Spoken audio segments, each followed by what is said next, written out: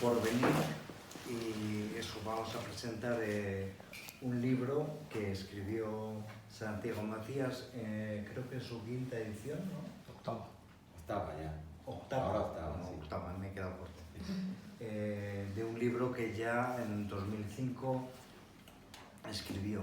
Bueno, Santiago Macías ha dedicado buena parte de su vida a lo que es la búsqueda de personajes de tanto anónimos como gente famosa que están desaparecidos y asesinados durante la Guerra Civil y en el franquismo.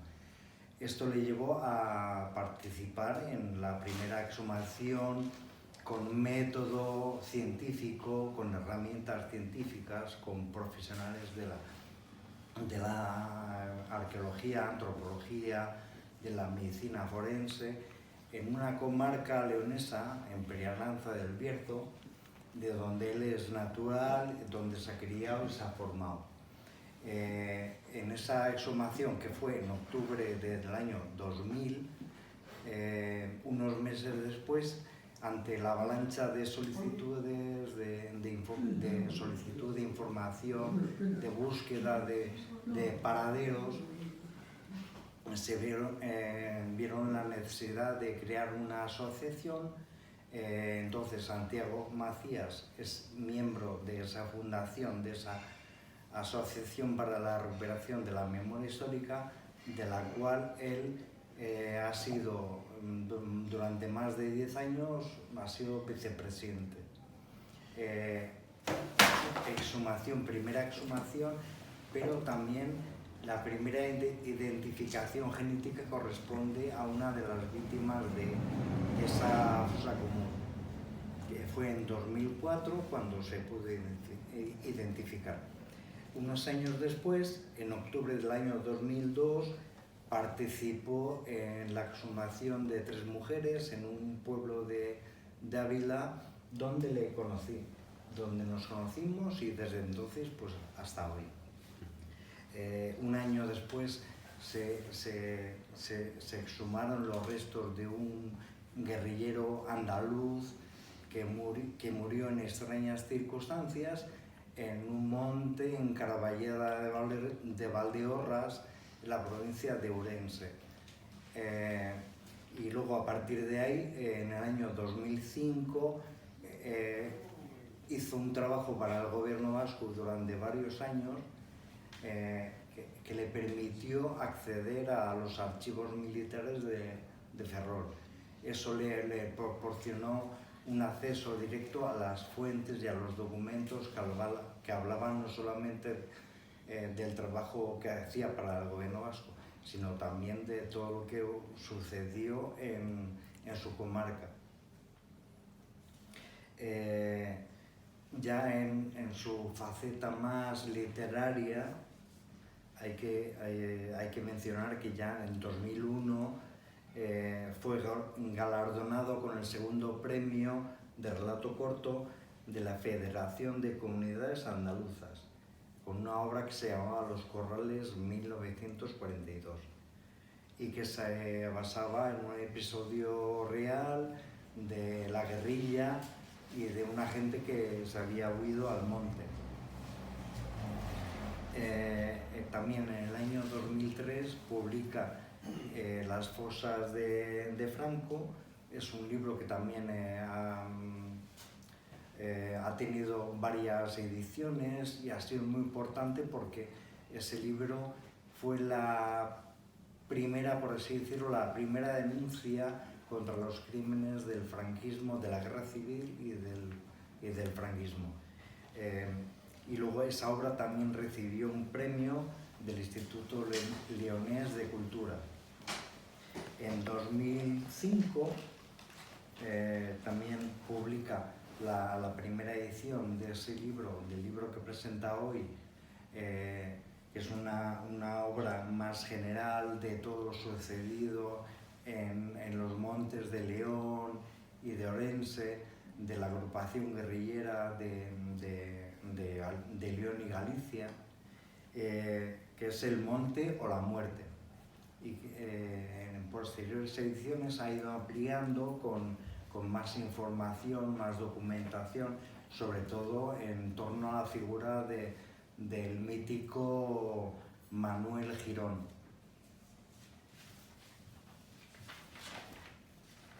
Ya en 2008 publica precisamente la biografía de ese personaje, y ya en 2011 colabora también en otras biografías, como la del alcalde republicano, el último alcalde republicano de Ponferrada, que fue asesinado, Juan García, ¿no? Juan García. Luego también ha colaborado en otras obras más generales, como por ejemplo la de Secundino Serrano de Maquis, Historia de la guerrilla antifranquista. Ha recibido también varios premios. En 2020, por ejemplo, recibió el premio de investigación Antonio Estevez con su trabajo La toga y la venda. También ha colaborado en programas de radio, como por ejemplo Las fosas de la vergüenza, donde también tuvo una mención especial en la 49 edición de los premios Onda. También ha participado como asesor histórico en diferentes documentales, como Girón, la forja de un guerrillero, la guerrilla de la memoria, etc. Hay que mencionar que Girón, bueno, ya lo dice él bien claramente en el libro, así como tenemos la visión de que la guerrilla se forma sobre todo una vez concluida la guerra civil, y es verdad, en muchas ocasiones los guerrilleros, mucha gente se va al monte después de la guerra civil. En el caso de Girón no. En el caso de Girón, ya desde el mismo verano del año 36, por salvar su vida, que estaba perseguido, se va al monte y lucha primero, hace una guerra dentro de la guerra civil y luego una guerra contra el fascismo. Y luego, pues bueno, otro tema también que ya se discutirá en otro momento es el tema guerrillero en Euskadi, que también tiene muchas complejidades y no es igual que en otras zonas como León o Galicia. Pero para el libro mejor que nos cuente Santiago. Bueno, pues gracias, Jimmy. Bueno, en primer lugar, gracias a todos y a todas por estar hoy aquí en un día tan importante para Bilbao, que gane el Atleti esta noche, lo primero. Está bien que haya sido ahora por la mañana, porque si lo llegamos a programar por la tarde se nos hubiera complicado un poco. Bueno, yo siempre digo que hay un libro por escribir, y el libro mío seguramente que queda por escribir, el primero que debería ir, es precisamente en la historia de toda la gente que he conocido durante todos estos años, a la gente que hemos ayudado, gente que hemos conocido en diferentes lugares del mundo, y sobre todo la gente que ha colaborado, ¿no? con todo este movimiento. Y aquí, bueno, digo esto precisamente por Jimmy, que hace más de 20 años que nos conocemos, aunque parece que fue ayer. Y bueno, que aunque hacía años que no nos veíamos, la verdad es que siempre hemos tenido una relación muy cordial, y yo le agradezco muchísimo que haya facilitado que hoy esté aquí. También quiero agradecer al colectivo republicano que haya organizado, y sobre todo, claro, a la librería que nos haya dejado este espacio tan bonito. Como comentaba Jimmy antes, realmente el tema del libro, el libro salió hace ya unos cuantos años, pero este libro tiene a su vez otra microhistoria, y esa microhistoria del libro precisamente es que este libro coincide que sale a la calle en el año 2005, y automáticamente después de salir a la calle, no habían pasado ni 2 meses, el gobierno vasco nos ofrece pues la posibilidad de llevar a cabo un proyecto de investigación para para el apoyo a las víctimas del franquismo en Euskadi, y para ello contacta con varios investigadores, con arqueólogos,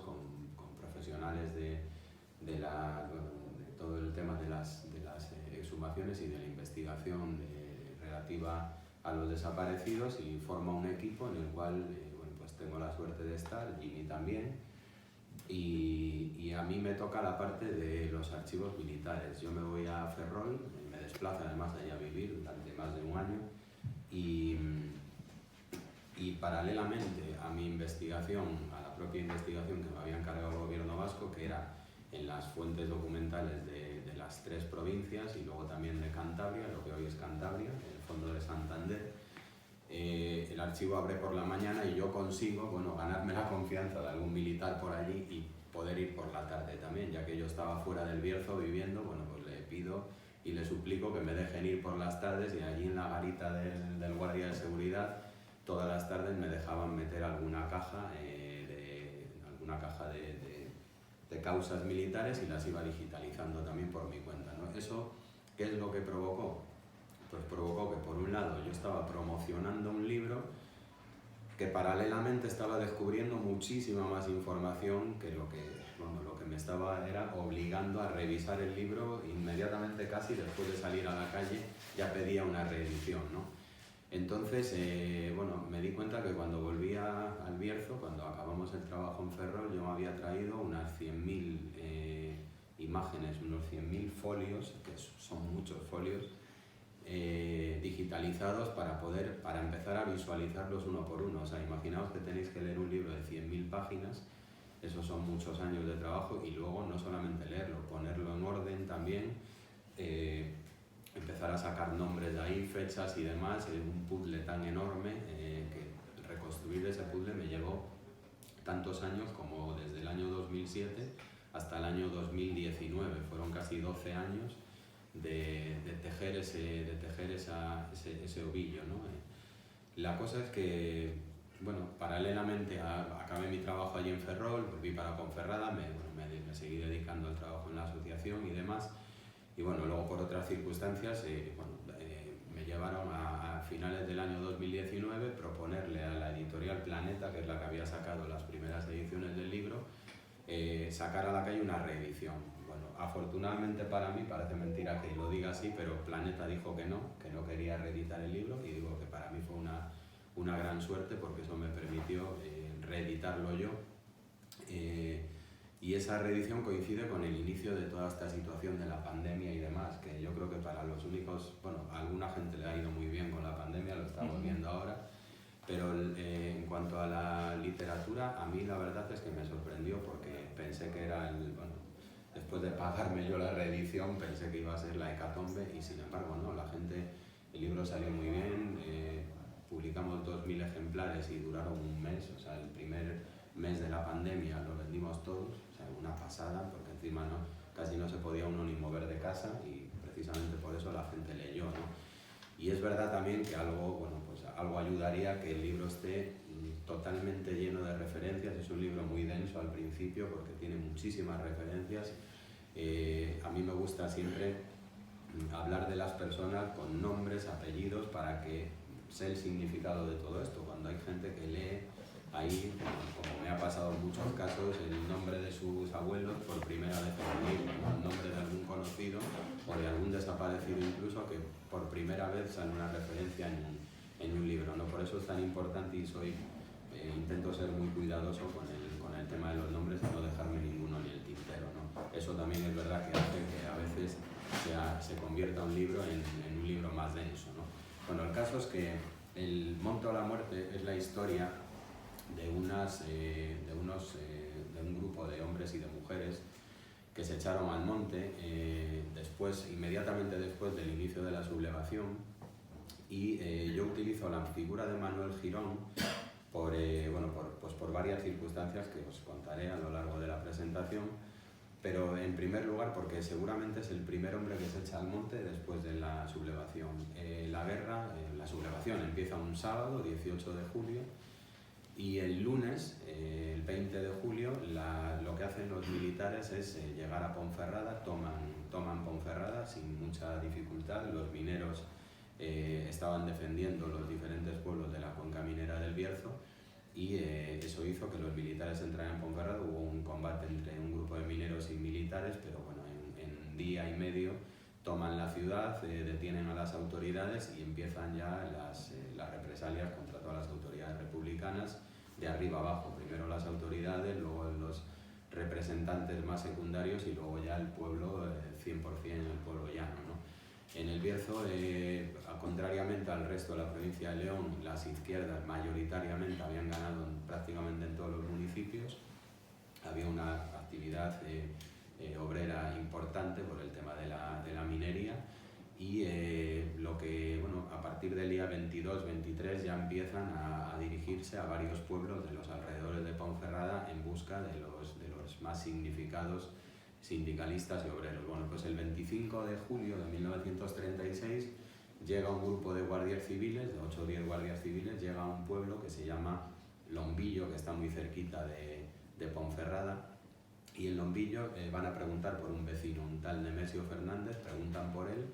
No había pasado absolutamente nada en ningún lado, salvo esa trifulca en la propia ciudad, pero no había habido ningún asesinato, no había habido todavía ninguna represalia contra nadie, y este hombre que estaba trabajando allí en el campo al lado de su casa, lo llama a la mujer y va y se presenta delante de la Guardia Civil y sin mediar palabra lo disparan, lo matan en el acto, ¿no? Lo acribillan a balazos delante de toda su familia.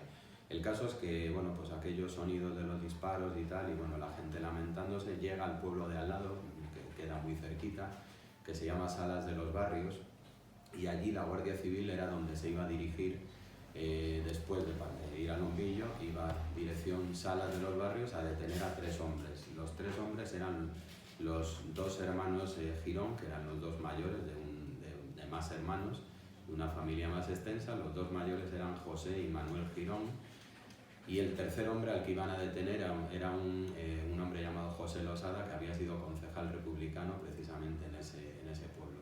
Bueno, el caso es que cuando llegan las primeras alarmas de que en Lombillo han asesinado a un hombre, estos 3 saben que los van a detener y les van a hacer exactamente lo mismo y se echan al monte. Nunca más pudieron volver a sus casas, y lo primero que hacen ante aquella situación, sobre todo ante el desconocimiento de lo que iba a pasar, nadie sabía que iba a haber una guerra ni nadie sabía que se iba a alargar durante 3 años, seguramente muy pocos se lo imaginaban, ¿no? El caso es que ellos se escapan de allí, eran cazadores, conocían las montañas, conocían a la gente de los pueblos, sobre todo sabían hablar el idioma de la gente de los pueblos, conocían muy bien, ¿no? el paisaje y también el paisanaje, ¿no? El caso es que ellos se van a la comarca de Cabrera, se esconden allí, conocían a muchísima gente, tenían buena relación, y cuando la guerra ya se convierte en un hecho, se establecen los frentes de batalla, se sabe además que estamos ante una guerra larga, ellos ¿qué hacen? Cruzan de nuevo, en la Cabrera está al sur de Ponferrada, ellos cruzan todo el Bierzo, cruzan al norte del Bierzo, la zona de Babia, la zona de Somiedo, y llegan a Asturias, y en Asturias se incorporan al ejército republicano. Estamos hablando más o menos de la primavera de 1937. Desafortunadamente para ellos, poquitos meses o poquitas semanas después de llegar allí, empieza ya a caer todo el frente norte, primero, ya sabéis, primero en Euskadi, luego en Santander, luego empiezan a tomar Asturias hasta que cae Gijón y Avilés en octubre de 1937. Por un lado, hay hombres y mujeres que intentan salir por mar de Asturias, hay una serie de fragatas y de acorazados sublevados que lo que hacen es detener barcos en alta mar. Muchísimas de aquellas personas fueron de nuevo conducidas a tierra, juzgados y fusilados, entre ellos algunos vascos también. La zona de los fusilamientos se llevaban a cabo en la zona de Pontevedra, había campos de concentración por toda Galicia y consejos de guerra celebrados allí, con el resultado de condenas a muerte en una cantidad importante. Con lo cual, la salida por mar se complica muchísimo, prácticamente es imposible. La salida hacia el este, hacia Santander, tampoco podría producirse porque ya estaba tomada por los sublevados. Hacia el oeste tampoco, porque también Lugo y toda la zona de Galicia desde el primer momento habían sido tomadas por los sublevados, y solo hay una posibilidad, y es la de volver hacia el sur, por así decirlo, ¿no? Desde Asturias. Muchos lo que hacen es volver a sus pueblos de origen, a los alrededores de sus pueblos de origen, pero eso es una situación que dura muy poco porque las autoridades saben que precisamente represaliando a sus familias lo que hacen es primero desabastecer a los que estaban escondidos por las cercanías de sus pueblos y sobre todo pues eso, poner en peligro a los familiares, con lo cual esa situación prácticamente no dura en el tiempo y lo que intentan es salir por Portugal.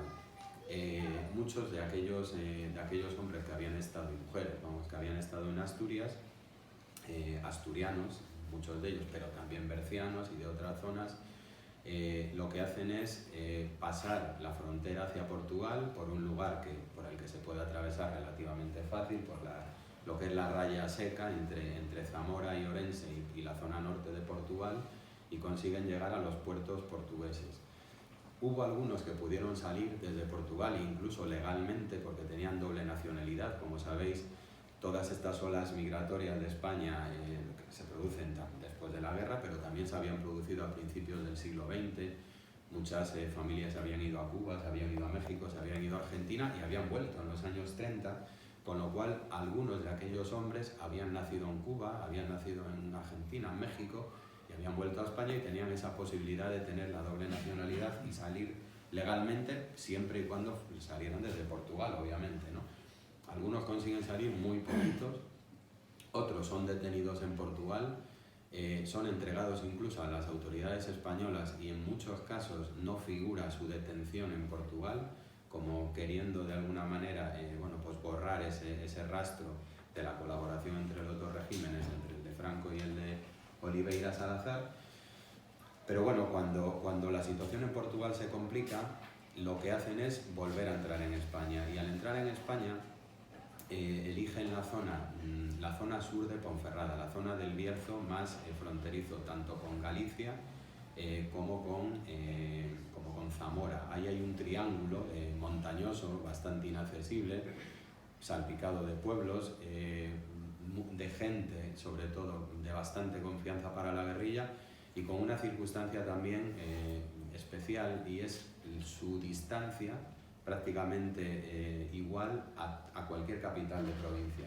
En las capitales de provincia es donde se toman las decisiones pues, de movimientos militares, movimientos de fuerzas de la Guardia Civil, movimientos de cualquier tipo, y si uno pone una chincheta en esa zona que os digo, en la zona sur de León, fronteriza con la zona de Sanabria y con la zona de Valdeorras, hay una distancia prácticamente igual. A León 120 kilómetros, a Orense 130, a Zamora 140, o sea, bueno, a Asturias ya ni os cuento, bastante más, ¿no? Bueno, pues eso es lo que ellos consideraron. Todas estas circunstancias son los que ellos consideraron idóneas, si se puede decir así, para establecerse ahí, esperando a ver qué pasaba, ¿no? Bueno, la guerra acaba, y cuando la guerra acaba, lo que decía Jimmy antes, ¿no? En muchos lugares empieza la guerrilla. El Bierzo ya llevaba 3 años, los montes llenos de gente, no sé si se le puede llamar guerrilleros a todos ellos, ¿no? Muchos simplemente eran gente que se escondía en el monte, que no tenía ni siquiera armas en muchos casos, y lo que hacían, bueno, era esperar a ver qué pasaba, ¿no? El caso es que el final de la guerra, casi en el tiempo no coincide, porque hay unos meses ahí, pero bueno, se está cociendo ya el principio de la Guerra Mundial, ¿no? De la Segunda Guerra Mundial. Cuando la Segunda Guerra Mundial empieza, todos aquellos hombres y mujeres que están en el monte se dan cuenta de que están prácticamente convencidos de que cuando se establezcan los bloques enfrentados en la Segunda Guerra Mundial, ese bloque aliado, por así decirlo, que finalmente son los vencedores de la Segunda Guerra Mundial, lo que va a hacer es llevarse a Franco por delante. O sea, cualquiera de nosotros, yo creo que en aquellas circunstancias pensaríamos lo mismo.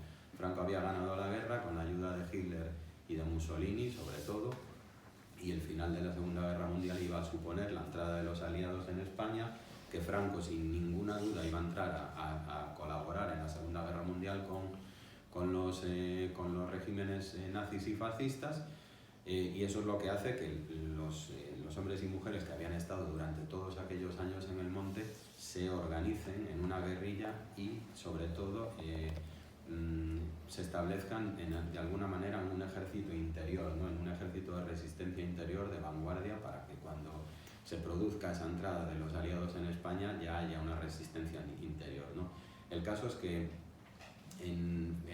a finales de 1941 empiezan a pensar ya en organizar una guerrilla en condiciones, o sea, con sus estatutos, con su código de disciplinario, con su guerrilla del llano, que le llaman así a toda la red de enlaces, una red enorme de gente de los pueblos y de las ciudades que colabora con la guerrilla, y lo ponen en funcionamiento. Los estatutos de la Federación de Guerrillas de León y Galicia, que así se llama esa organización de resistencia, son incluso luego exportados a otras zonas de España, como por ejemplo Levante y Aragón, donde se organiza la guerrilla, pero mucho más tarde, en el año 1944, incluso 2 o 3 años más tarde, ¿no? El caso es que toda esa magnitud de la organización guerrillera yo la descubro precisamente en un procedimiento militar. En 1945 hay una confidencia de una mujer que había sido sirvienta en una casa donde se alojaban a un grupo de guerrilleros, ¿no? El caso es que la mujer le comunica a la Guardia Civil y al Ejército que dentro de esa casa hay un escondite, un falso techo donde se escondían los guerrilleros, donde había habido muchísimas veces registros de la Guardia Civil y no habían encontrado absolutamente nada, porque rozaba casi la perfección el lugar donde estaba hecho el escondite. Pero claro, el hecho de que esta mujer supiera exactamente dónde estaba aquel lugar facilitó que la Guardia Civil entrara en la casa y fuera prácticamente al lugar, y sin mediar palabra comenzaron a disparar en el techo y mataron a los guerrilleros que había dentro de la casa. Bueno, mataron también a la dueña de la casa y al hombre que había hecho, precisamente al carpintero que había hecho la obra de aquella especie de falso techo, ¿no?, donde se escondían. Aparte, evidentemente, de la tragedia, ¿no?, de la muerte de los guerrilleros y de los 2 enlaces de la casa, lo que hace la Guardia Civil es descubrir dentro precisamente de esa casa toda la documentación de la agrupación guerrillera de León y Galicia. Y ahí empiezan a aparecer cientos de nombres, muchos están ahí, además están en el procedimiento militar, porque era de alguna manera un agravante, ¿no?, para quien fuera encausado. Toda la documentación está ahí, o sea, está grapada todavía en el archivo de Ferrol, metido en una carpeta, ¿no? Cuando yo descubro esa documentación, empiezo a ver nombres casi todos en clave, ¿no? Y me empieza a llamar la atención algo, que la verdad es que cuando estás leyendo un procedimiento de esos, muchas veces, bueno, estás ahí tan impresionado con lo que estás viendo, que a veces no te paras a mirar las fechas, ¿no? Y las fechas, en este caso, eran muy importantes y muy significativas. ¿Por qué? Porque este suceso se produce a finales de mayo, en principios de junio de 1945. Vale, pero las primeras detenciones contra los enlaces se producen en septiembre, finales de agosto, principios de septiembre. Dices, bueno, ¿cómo puede pasar un espacio temporal tan grande sin que hubiera pasado nada? Y entonces piensas y dices, bueno, ¿qué estaba pasando en el mundo? Pues en el mundo estaba pasando que el ejército ruso acababa de entrar en Berlín, que Hitler supuestamente había muerto en su búnker en la ciudad alemana, pero que la guerra mundial no había terminado. La guerra mundial en Europa acaba con la caída de Hitler, pero no acaba en el resto del mundo, porque en agosto del 45 se lanzan las 2 bombas atómicas sobre Nagasaki y Hiroshima, y es cuando el emperador claudica y la guerra mundial acaba, ¿vale? Justo cuando la guerra mundial acaba y cuando los aliados empiezan a dar muestras de que no tienen ninguna intención de entrar en España, Franco ya había cambiado el chip y ya estaba casi, bueno, pues apoyando a los que sabía que iban a ganar en aquel momento la Segunda Guerra Mundial. Hay un dicho que dice decía un amigo mío, y es que Dios siempre está con los buenos, sobre todo cuando son más que los malos. Y esto es lo que pasaba en España en el transcurso de la guerra, ¿no? Cuando acaba la Segunda Guerra Mundial es cuando hay varias operaciones pendientes, y una de ellas es precisamente las operaciones represivas contra la población civil que participaba en la guerrilla. Entonces ahí se dan unas circunstancias curiosas, ¿no? Por un lado, ya empieza a haber los primeros enfrentamientos dentro de la guerrilla. ¿Por qué? Porque si hasta ese momento había sido prácticamente ejemplar, ahí había anarquistas, había comunistas, había socialistas, había gente incluso sin una significación política tan marcada, y no había habido prácticamente ningún enfrentamiento dentro de la organización, pero claro, el final de la Segunda Guerra Mundial significa, o por lo menos pone de manifiesto el hecho de que los socialistas están pensando en que lo mejor es abandonar la lucha armada y organizarse desde fuera. Los comunistas, que se habían convertido en el principal referente del movimiento de resistencia, dicen que hay que permanecer en España. Con lo cual, mientras que hay una parte de los guerrilleros que intentan abandonar el país, hay las filas de la guerrilla, en lugar de decrecer, aumentan. ¿Y por qué aumentan? Porque muchos de los enlaces que iban a ser detenidos después de ese suceso que os acabo de contar se incorporan a la guerrilla. Están en peligro, saben que los van a matar, se producen además un montón de muertes, de represalias, de leyes de fugas. Bueno, ya sabéis lo que solía hacer la Guardia Civil, ¿no? Detenidos, trasladados de un sitio a otro y en el camino asesinados, ¿no? Entonces, cuando los enlaces empieza a correr la voz de que van a detenerles, se echan al monte directamente. En la guerrilla, ya digo, los que habían sido mandos más importantes después de la orden de abandonar el país comienzan a abandonarlo, pero empieza a llegar a la guerrilla gente del pueblo, de la organización de enlaces. Llegan muchas mujeres también, y luego hay otra llegada de otro grupo importante. Antes habló Jimmy de Cardeñas, de Miguel Cardeñas, que era un preso republicano de Jaén, que acaba en El Bierzo, en la zona de, bueno, más que en El Bierzo, en la zona de Valdeorras.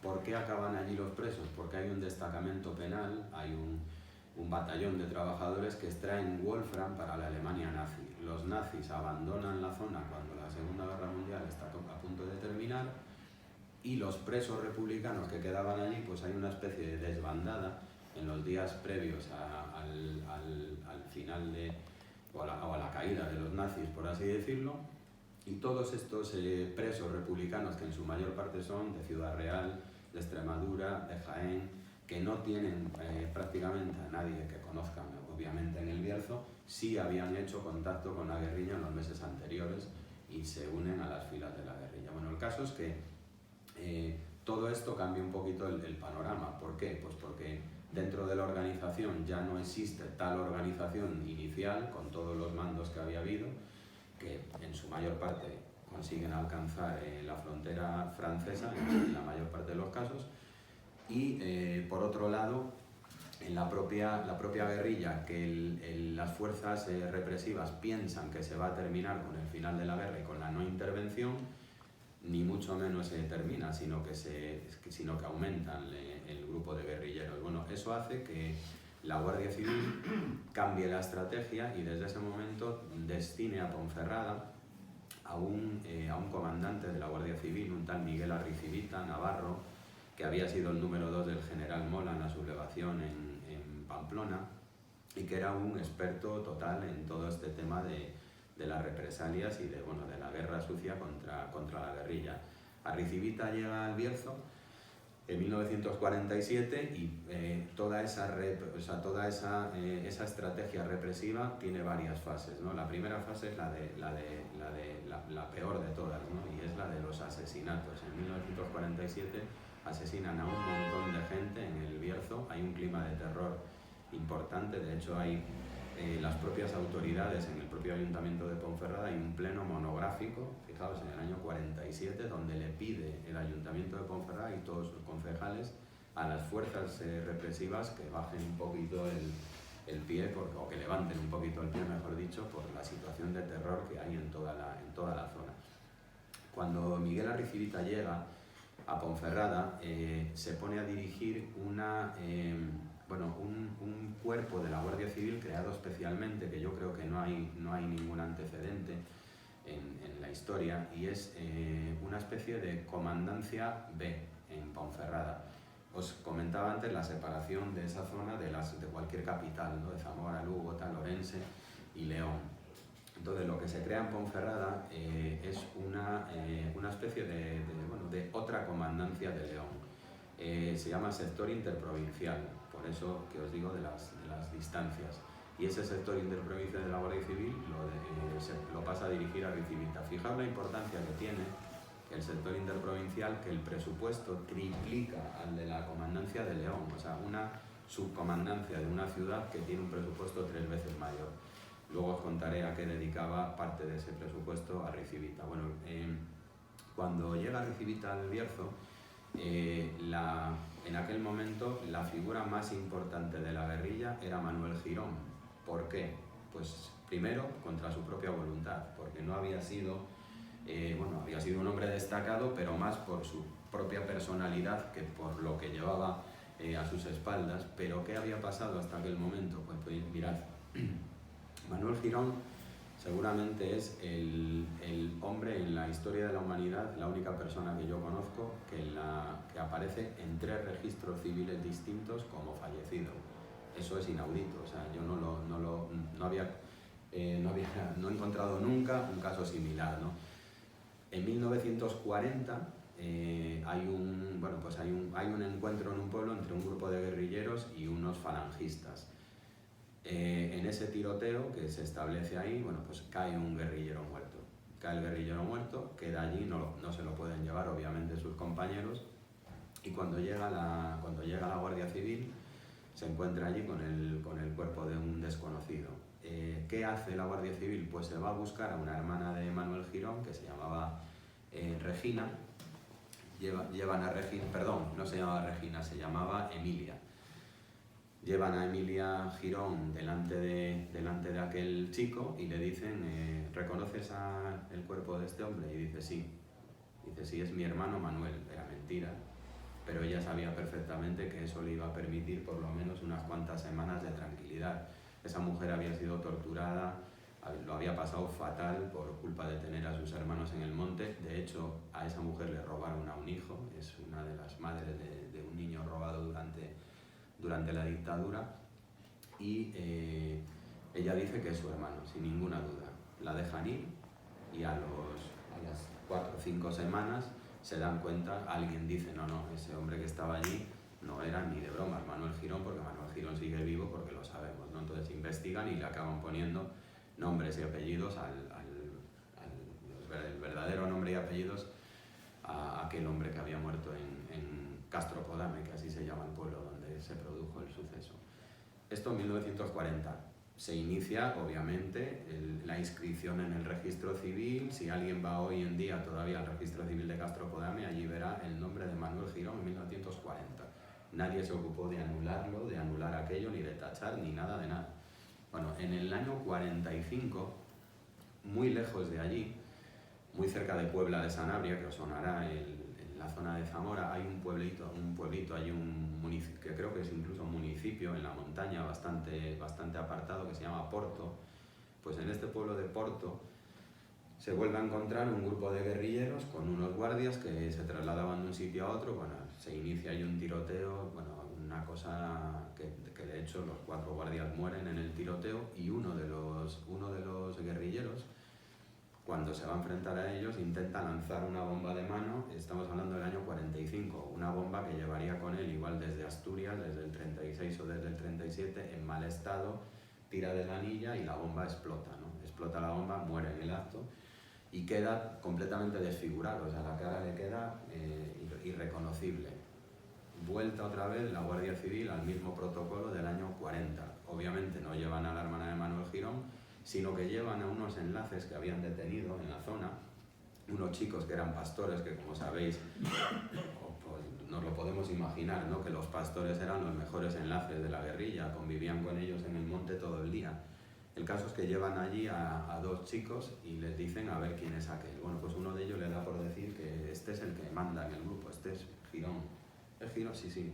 Y incluso la Guardia Civil, con una foto, se la enseñan y dice, sí, es él. De nuevo dan a Girón por muerto, de nuevo lo inscriben en un registro civil, en este caso el de Porto.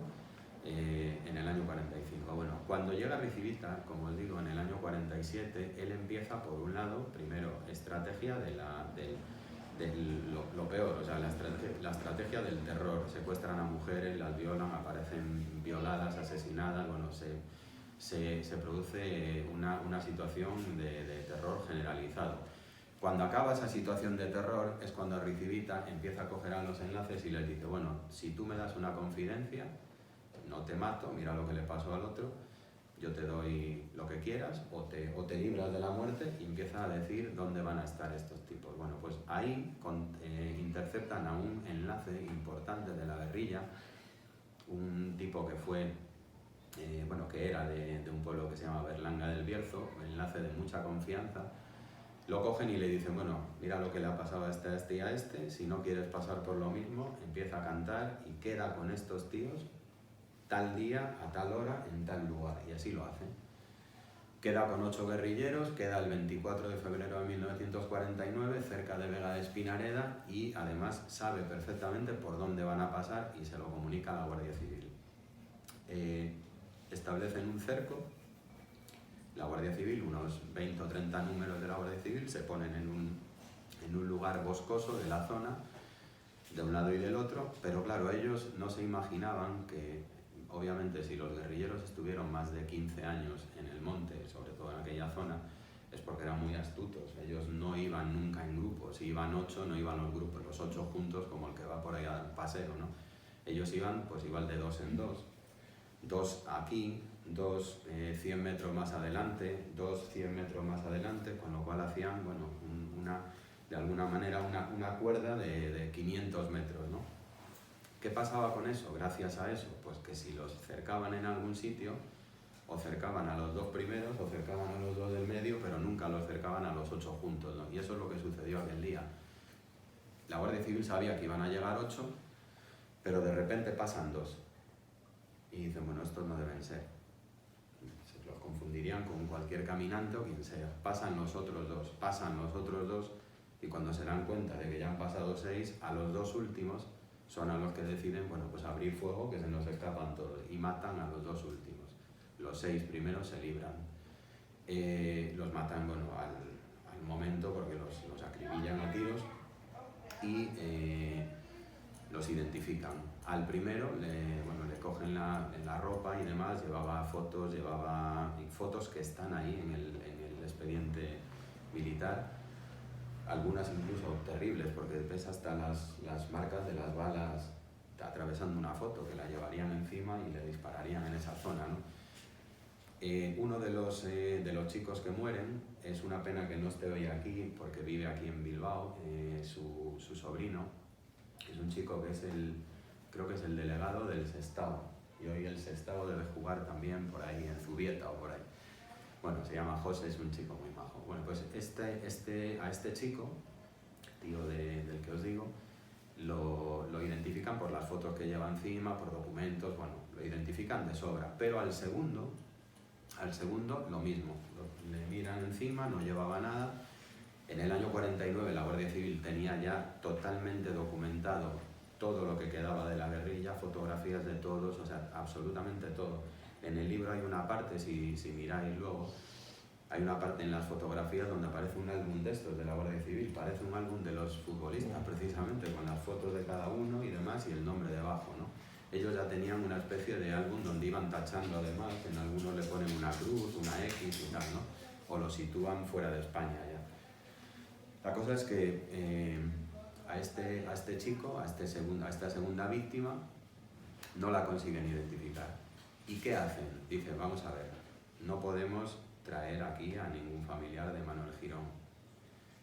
Mira lo que nos pasó en el año 40. Tampoco podemos traer a ningún enlace, porque en el año 45 nos pasó esto. Vamos a traer al jefe de falange del pueblo de Manuel Girón.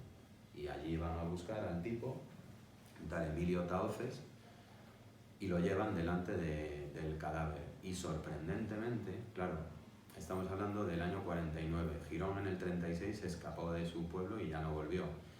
Habían pasado, pues fijaos, 16 años de una persona, 13 años de una persona en la montaña con las secuelas físicas, todo lo que le puede pasar a alguien que está 13 años en el monte, o sea, a nivel físico, ¿no? Pero el tipo llega allí, se pone delante del cadáver y es que literal, o sea, está escrito además en el acta de reconocimiento, el tío dice que sin ninguna duda es el que fue su vecino, Manuel Girón. Bueno, ya ¿para qué queréis más? No solamente lo inscriben otra vez en el registro de Vega de Espinareda, sino que además lo publica el Diario de León, una noticia a toda página de la muerte, bueno, con una serie de apelativos nada agradables, ¿no? contra Girón. La ciudad de Ponferrada le da a Miguel Arricivita, comandante de la Guardia Civil, el título de hijo adoptivo de Ponferrada, título que luego se le anularía ahora, hace poquito. Y la Cruz del Orden del Mérito Militar, ni más ni menos. Bueno, el propio Girón, que había aprendido a leer y a escribir en el monte, era una persona muy astuta, pero bueno, pues totalmente analfabeto, como mucha gente en aquella época, lee la noticia de su propia muerte en el Diario de León. Eso es un episodio que a mí me quedó muy grabado, porque me lo contó el enlace de la casa donde se produjo la lectura de este hombre, ¿no? Llegaba allí el Diario de León con una semana de retraso, imaginaos, en un pueblo de Cabrera, y el hombre este se ponía a leer en alto, ¿no? La típica escena del hombre que sabe leer muy justito y lee en alto, ¿no? Y entonces lee la noticia de su propia muerte, ¿no? Y este hombre me decía que se puso a llorar allí, que se emocionó, ¿no? Por lo que decían de él. Y dice, ¿pero por qué dicen esto de mí? ¿Sabes? Todo lo que le atribuían y demás, ¿no? Ni en esa muerte del año 49, ni en ese episodio del año 49, ni en ese episodio del 45, ni en el otro episodio del 40, ni siquiera estuvo presente Girón en ese grupo de hombres que se libraron de la muerte, ¿no? Cuando la Guardia Civil se da cuenta de que tampoco es Girón el tercero, o sea, por tercera vez le ha pasado lo mismo, imaginaos la vergüenza, el episodio lamentable y vergonzoso de a un hombre que le han dado una Cruz del Orden del Mérito Militar. Todos los guardias que participaron en el cerco, 20 y tantos guardias, fueron ascendidos, le pagaron una pasta por algo que no se había producido.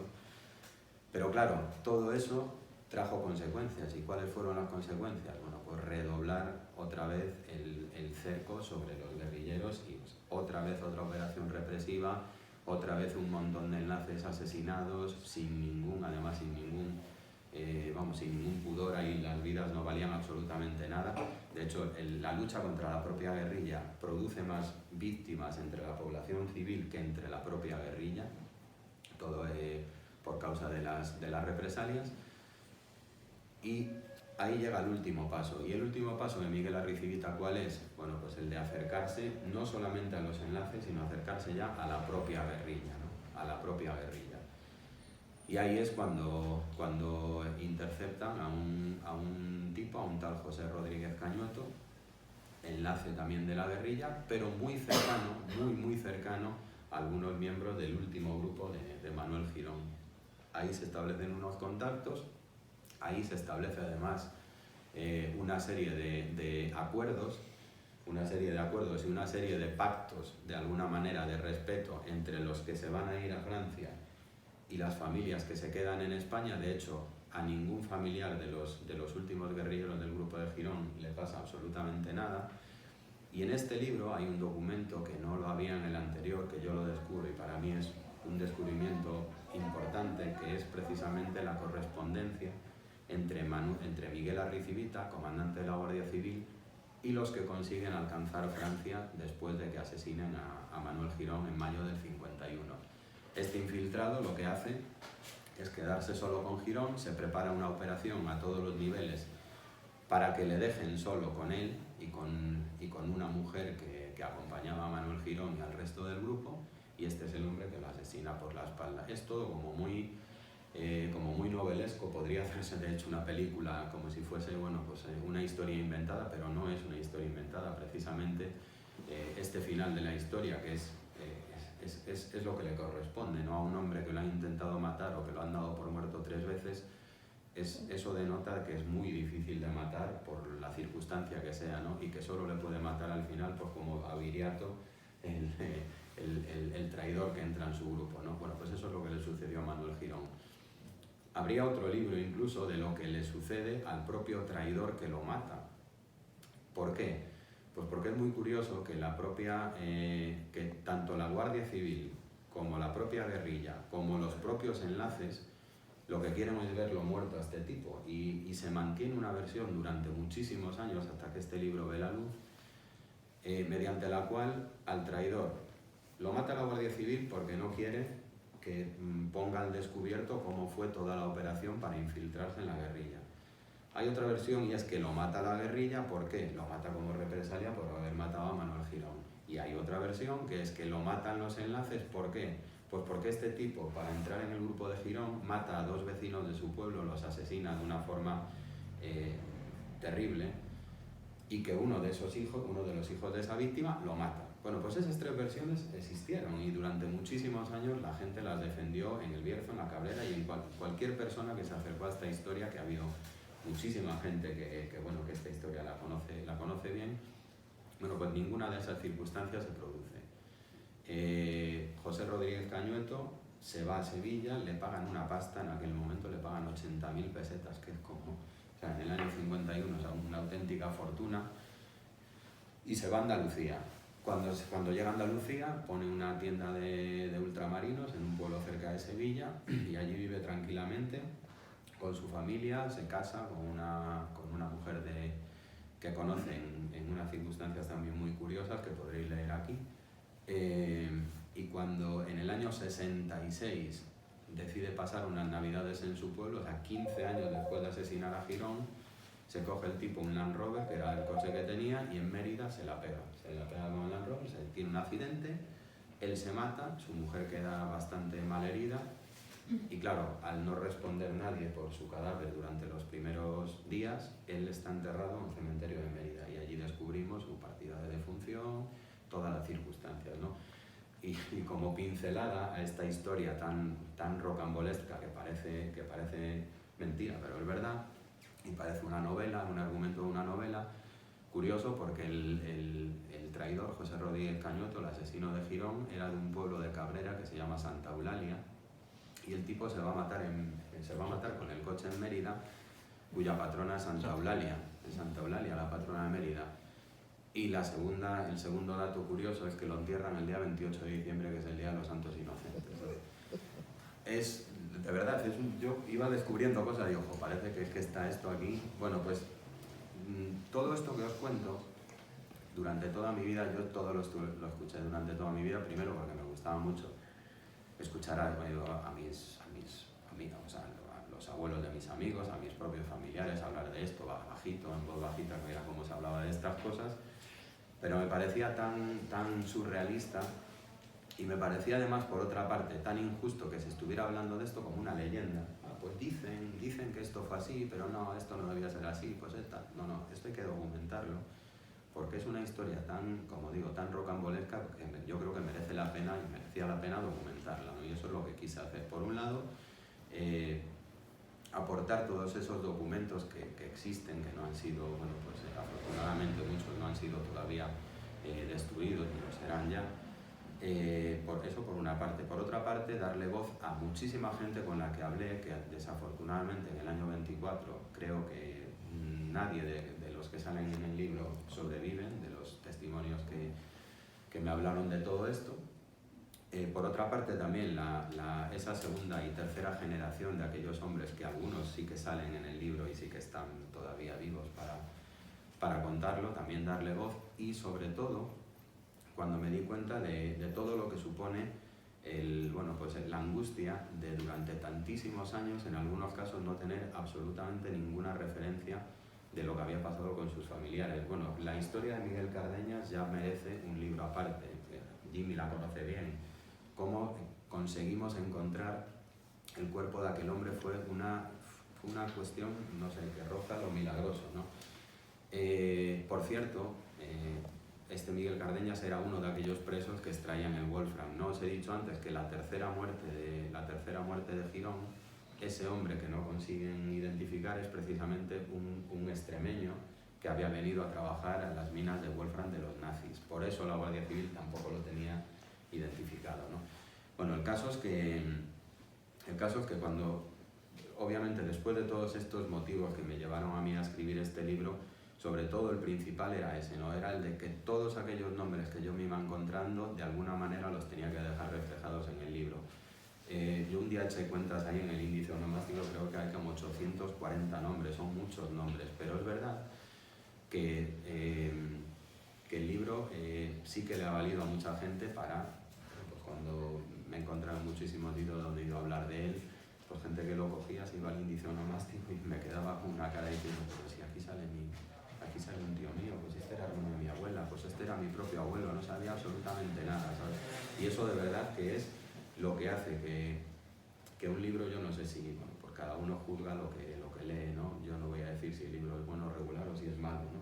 Pero que es útil lo puedo decir y por eso precisamente a veces cuando uno lo está leyendo al principio, la densidad de todos esos nombres con el tiempo se va convirtiendo en no tan denso porque los años pasan, aquellos hombres y mujeres van saliendo de España, son asesinados, desaparecen de alguna forma de la historia y se va convirtiendo, bueno, pues de alguna manera en el tallo del árbol que se va quedando sin hojas alrededor, ¿no? Y ahí acaba la historia de Manuel Girón. Pero sí que quise que él representara toda esta historia, él es el argumento central del libro, pero no quise tampoco dejar de lado precisamente a todos los hombres y las mujeres que le acompañaron durante tantos años.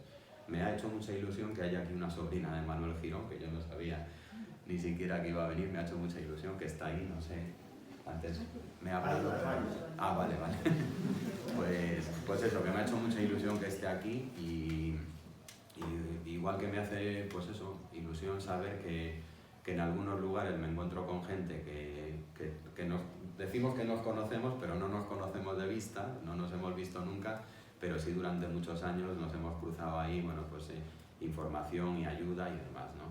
Entonces, bueno, pues estar aquí, Jimmy, ya te digo, te lo agradezco mucho porque reencontrarme con algunas personas, como contigo, por ejemplo, que tenía muchas ganas de verte, y insisto, porque creo que es una historia que cuando yo la estaba escribiendo, al principio pensaba que era una cuestión muy local.